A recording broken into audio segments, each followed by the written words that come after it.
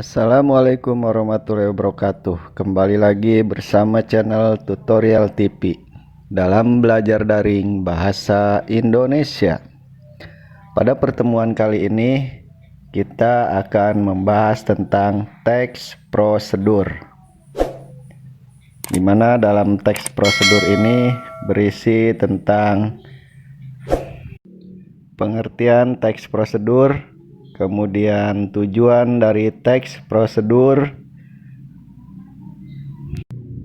ciri-ciri dari teks prosedur, dan macam-macam teks prosedur serta struktur dari teks prosedur.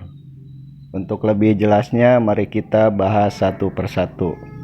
Nah, yang pertama adalah pengertian dari teks prosedur. Teks prosedur adalah teks yang berisi tentang langkah-langkah atau tahap-tahap untuk melakukan sesuatu hal, baik melakukan suatu kegiatan tertentu maupun membuat sesuatu yang disajikan secara berurutan. Yang kedua, tujuan dari teks prosedur, yaitu tujuan dari teks prosedur adalah untuk membantu pembaca memahami bagaimana cara melakukan atau membuat sesuatu dengan tepat. Tujuan penulisan teks prosedur yaitu untuk memperoleh hasil akhir. Yang berikutnya adalah struktur prosedur. Yang pertama yaitu bagian tujuan. Bagian tujuan teks prosedur bisa berupa judul dan juga berisikan tujuan dari pembuatan teks prosedur tersebut atau hasil akhir yang akan dicapai jika kita melakukan tahapan pada teks prosedur tersebut. Struktur teks prosedur yang kedua yaitu bagian isi atau material. Bagian material teks prosedur berisi mengenai bahan, alat atau material yang dibutuhkan. Tapi tidak semua teks prosedur terdapat bagian ini. Pada umumnya penggunaan bagian material terdapat pada teks prosedur tentang pembuatan suatu hal seperti makanan dan sebagainya. Struktur teks prosedur yang ketiga adalah bagian langkah-langkah. Bagian ini berisi mengenai langkah-langkah yang harus dilewati untuk mendapatkan hasil sesuai dengan tujuan teks prosedur. Pada bagian ini setiap langkah harus dilakukan dengan urut, tidak boleh secara acak. Yang selanjutnya adalah ciri-ciri teks prosedur.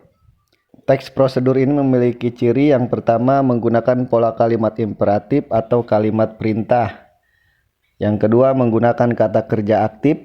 Yang ketiga menggunakan konjungsi atau kata penghubung untuk mengurutkan kegiatan atau cara. Yang keempat, menggunakan kata keterangan untuk menyatakan cara, tempat, dan waktu yang akurat. Dan yang selanjutnya adalah ciri kebahasaan teks prosedur.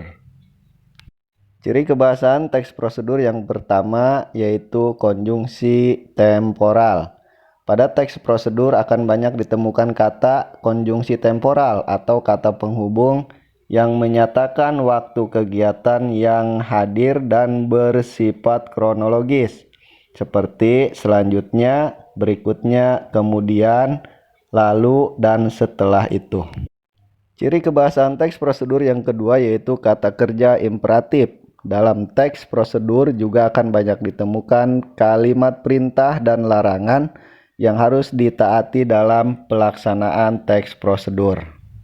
Dan ciri kebahasaan teks prosedur yang ketiga adalah verba material dan tingkah laku. Verba material adalah sesuatu yang mengacu pada tindakan fisik seperti potong wortel, haluskan bumbu, dan lain sebagainya.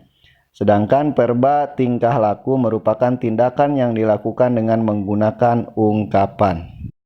Ciri kebahasaan teks prosedur yang keempat adalah kalimat imperatif. Kalimat imperatif adalah kalimat yang berisi perintah, berfungsi untuk meminta dan melarang seseorang untuk melakukan sesuatu.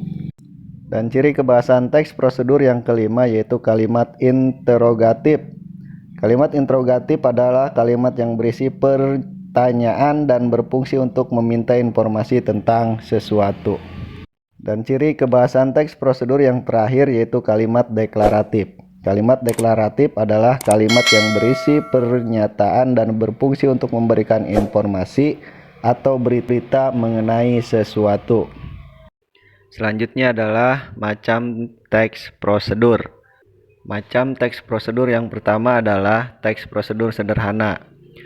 Teks prosedur sederhana adalah teks yang hanya menyajikan prosedur yang hanya ditempuh dengan 2 atau 3 langkah saja.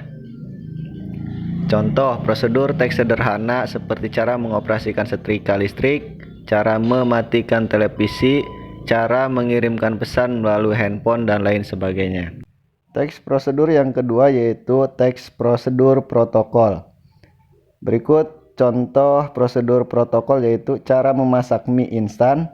Pertama, didihkan air, kemudian masukkan mie instan ke dalam air yang mendidih. Setelah itu, silahkan tentukan apakah bumbu racik mie instan akan dimasukkan bersama mie yang sedang dimasak atau dipisahkan ke dalam wadah tersendiri yang sudah disediakan. Setelah mie matang, masukkan ke dalam wadah. Terakhir, mie siap dihidangkan. Jadi intinya teks prosedur protokol ini harus mengikuti langkah-langkah yang urut sesuai dengan protokol yang ada. Kemudian macam dari teks prosedur yang ketiga adalah teks prosedur kompleks. Teks prosedur kompleks adalah teks prosedur yang terdiri atas banyak langkah dan langkah-langkah tersebut berjenjang dengan sub langkah pada setiap langkahnya. Nah, itulah pembahasan kita pada pertemuan kali ini. Semoga bermanfaat. Jika belum paham, silahkan tuliskan pertanyaan di kolom komentar. Jangan lupa like, subscribe, komen, dan bunyikan loncengnya biar kami bisa memberikan video-video yang terbaru. Sampai jumpa di video pembelajaran berikutnya.